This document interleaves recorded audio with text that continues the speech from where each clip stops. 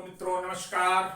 मैं राकेश चंद्र जायसवाल आप लोगों का career classes civil lines Gorakhpur में हार्दिक स्वागत एवं अभिनंदन है।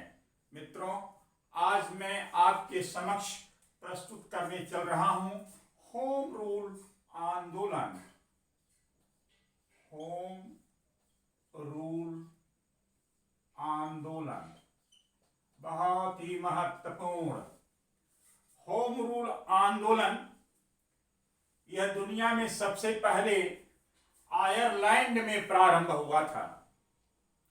मिस्टर रेनमैंड इसके संचालक थे और आयरलैंड में होम रूल आंदोलन के संचालकों ने ब्रिटिश साम्राज्य के अधीन रहते हुए स्वशासन की मांग किया था और दुनिया में यह बड़ा पॉपुलर हुआ था। हमारे भारत के नेता भी आयरलैंड के होम रूल आंदोलन से बहुत ही प्रभावित थे और उन्हीं से प्रभावित होकर के भारत में होम रूल आंदोलन की शुरुआत प्रारंभ हो रही है। दूसरी महत्वपूर्ण बात मित्रों, प्रथम विश्व युद्ध के बाद बड़ी तेजी से राजनीतिक परिवर्तन भारत में हो रहे थे। नया मध्यम वर्ग का उद्भव हो रहा था। उदारवादी नेताओं का धीरे धीरे कांग्रेस पर नियंत्रण कमजोर होता जा रहा था। बाल गंगाधर तिलक जो जेल से छूट करके वापस आ गए थे भारत में मांडले जेल से, वह भी राजनीतिक रूप से नई पारी की तलाश कर रहे थे। इसी परिस्थितियों में बाल गंगाधर तिलक ने होम रूल आंदोलन भारत में प्रारंभ किया। मित्रों, आप जानते होंगे कि अपने भारत में होम रूल आंदोलन शुरू करने का श्रेय दो लोगों को जाता है। एक लोकमान्य बाल गंगाधर तिलक और दूसरा श्रीमती एनी बेसेंट जो आयरिश महिला थी। इन दो लोगों ने भारत में होम रूल आंदोलन को प्रारंभ कर रहे हैं। इसके अतिरिक्त लाला लाजपत राय ने अमेरिका में जाकर के भी होम रूल आंदोलन प्रारंभ किए थे। तो आइए जरा देखा जाए बाल गंगाधर तिलक का होम रूल कैसा था, इनका परिक्षेत्र कहां था और एनी बेसेंट जी का कहां था, इसकी हम लोग चर्चा करने प्रारंभ कर रहे हैं। तो होम रूल आंदोलन भारत में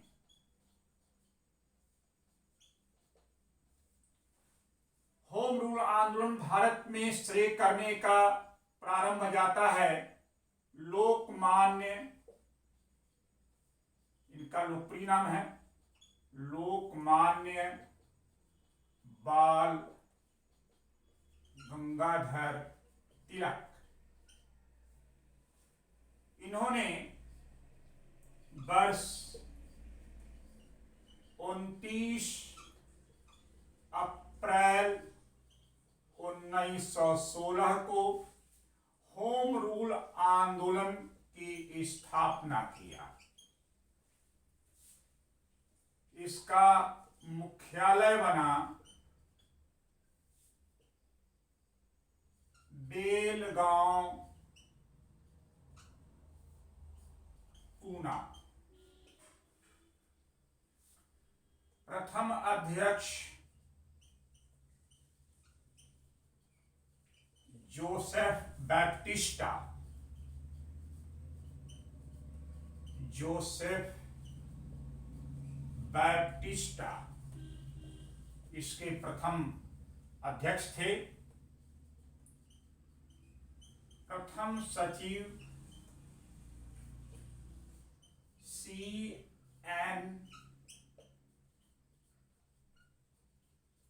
केलकर। अब सवाल है इसका उद्देश्य। तो होम रूल आंदोलन भारत में लोकमान्य बाल गंगाधर तिलक ने प्रारंभ किया। वर्ष 29 अप्रैल 1916 को इसकी स्थापना हुई। मुख्यालय बेलग्राम, पूना।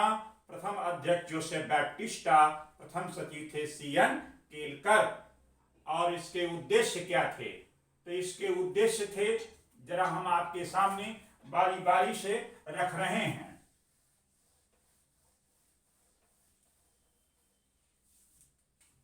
पहला उद्देश्य संवैधानिक तरीकों से स्वशासन हासिल करना, स्वशासन प्राप्त करना, यह पहला उद्देश्य था। दूसरा, भारतीय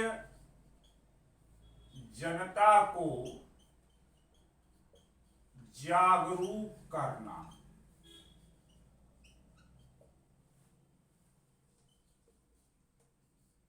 स्वशासन को समझाते हुए शांतिपूर्ण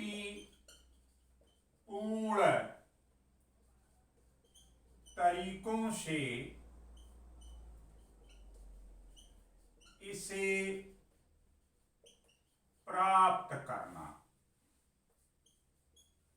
ब्रिटिश साम्राज्य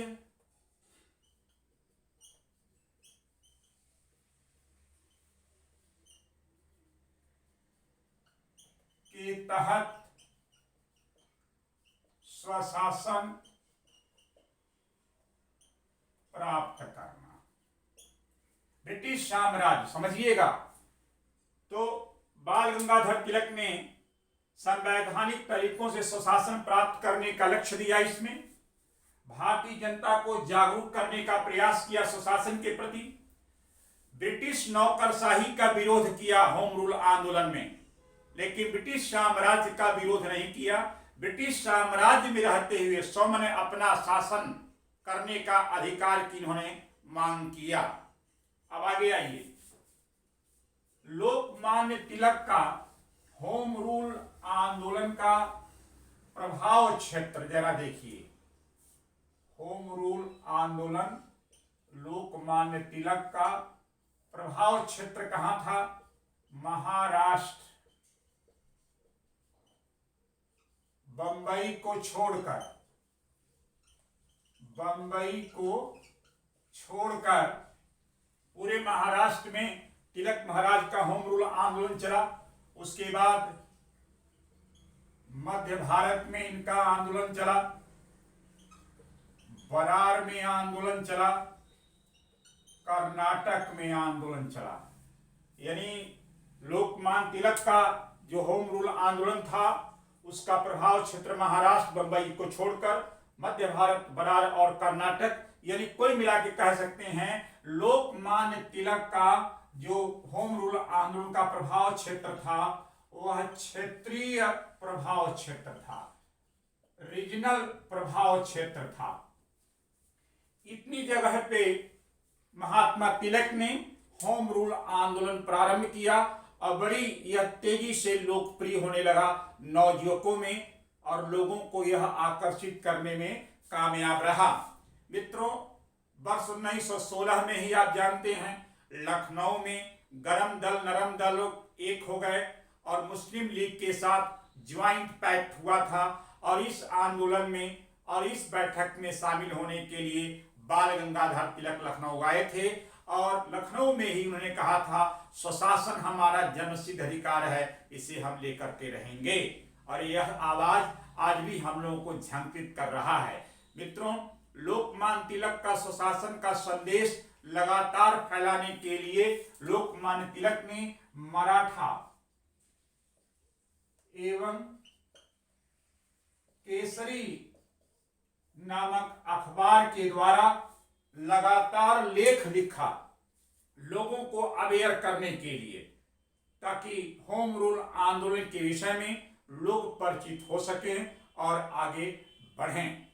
मित्रों, आप जानते हैं लोकमान्य तिलक के होम रूल आंदोलन से घबराकर इनके ऊपर जुलाई 2016 में अंग्रेजी सरकार ने मुकदमा कर दिया इनके खिलाफ। जुलाई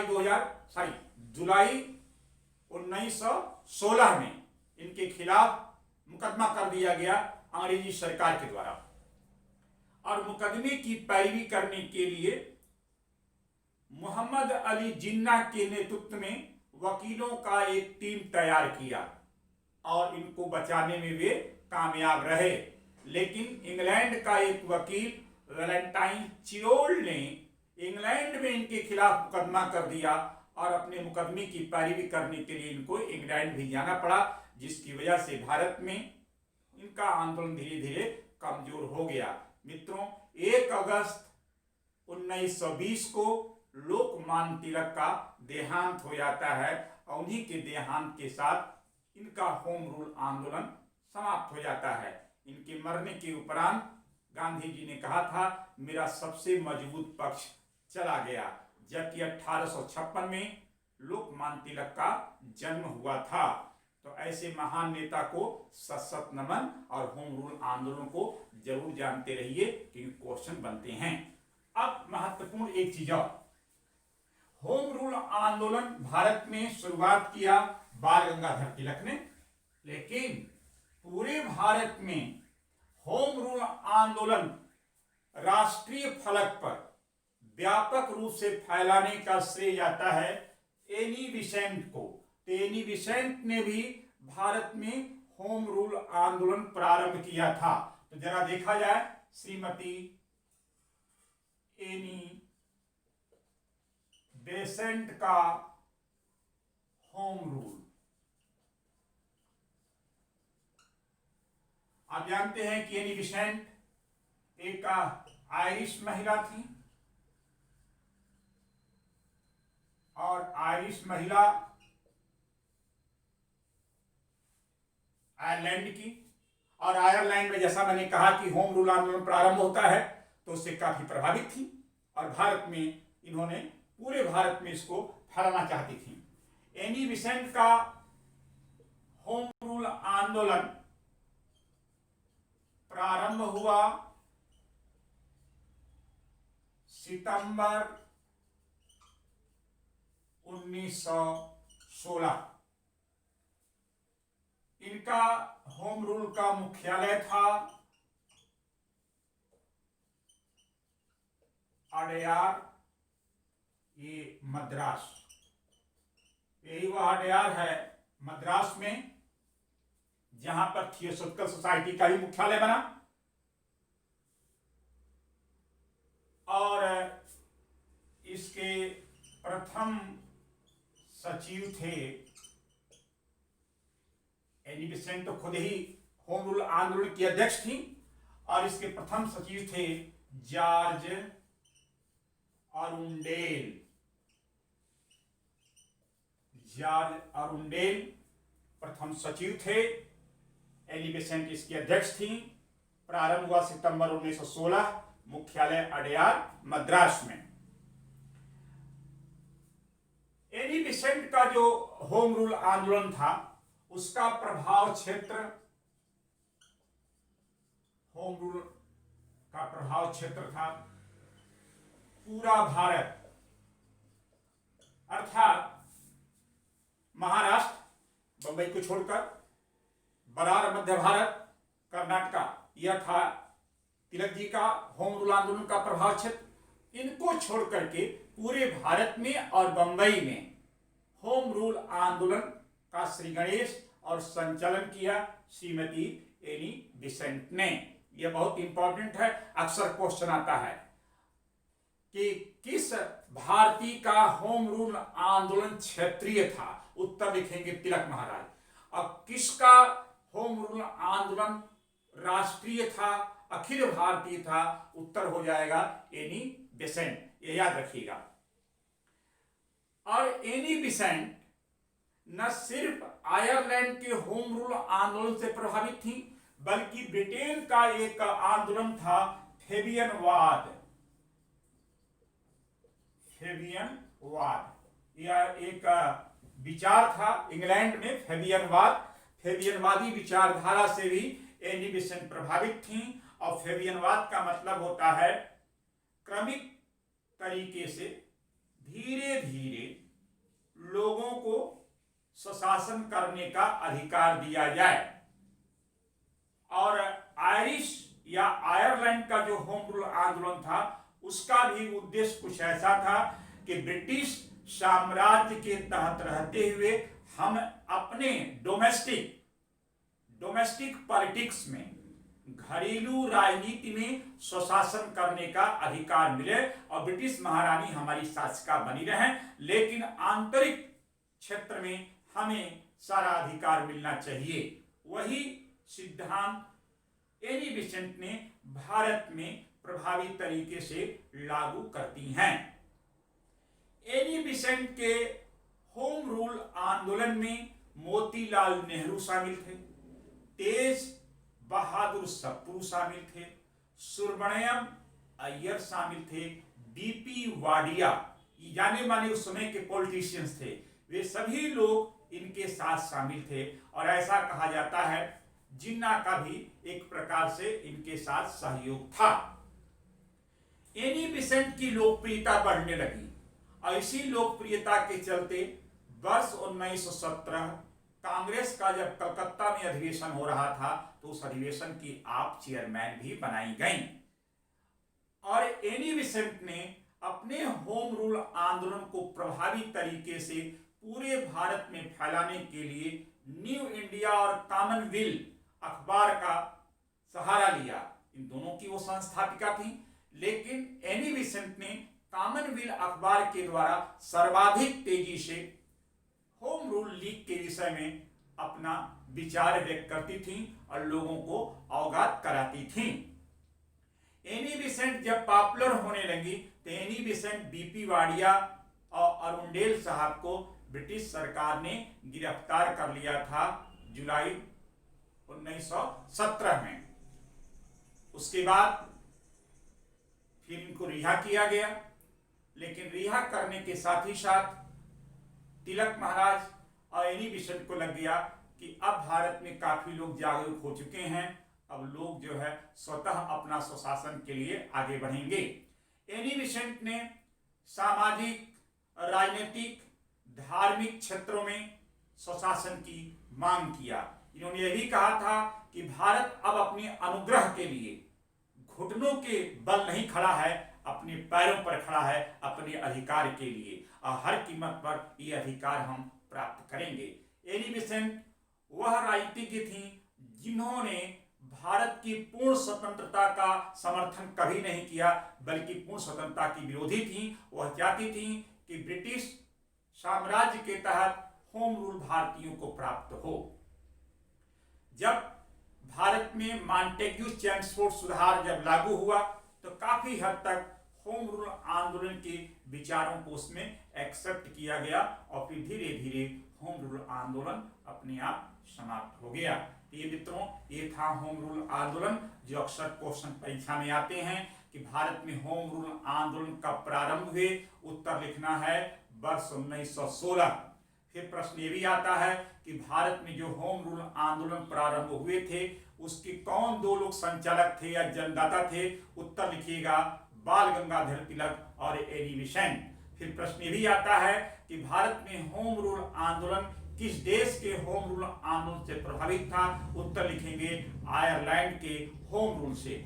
होम रूल का अर्थ क्या है? तो होम रूल का अर्थ है संवैधानिक तरीके से स्वशासन को हासिल करना ब्रिटिश साम्राज्य के अंतर्गत। हिंसा का कोई जगह नहीं, अहिंसात्मक तरीके से अपनी बात को रखना। फिर प्रश्न आता है कि भारत में सबसे पहले होम रूल आंदोलन किसने प्रारंभ किया? तो महात्मा तिलक। कब? 29 अप्रैल 1916 और एनी बेसेंट का सितंबर 1916। क्वेश्चन ये भी आता है होम रूल आंदोलन तिलक का मुख्यालय कहाँ था? तो बेलग्राम पुणे, और एनी बेसेंट का अडयार मद्रास में था। तो इस प्रकार से इस पे क्वेश्चन बनते हैं और आपको जवाब देना है। उसके लिए आपको धन्यवाद कि आपने मेरी बात सुनी। मित्रों, यदि मेरा यह कंटेंट, यह विचार, यह चिंतन मनन आपको अच्छा लगा तो हमें अधिक से अधिक सब्सक्राइब करें, लाइक करें। फिर आपको अगले वीडियो में हम नया चीज पढ़ाएंगे। तब तक के लिए धन्यवाद। Thank you.